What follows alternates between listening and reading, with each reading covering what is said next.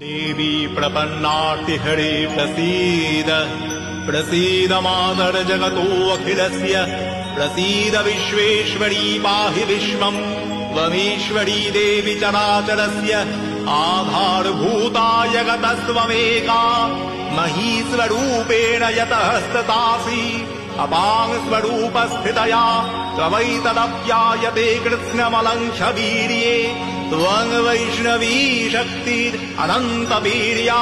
विश्वस्य बीजं परमासि माया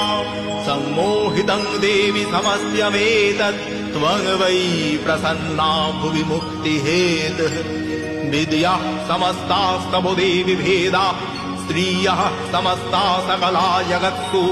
त्वमैकया पूरितमन्नैवैतत् आते स्तुति स्तव्यपरापरुक्तिः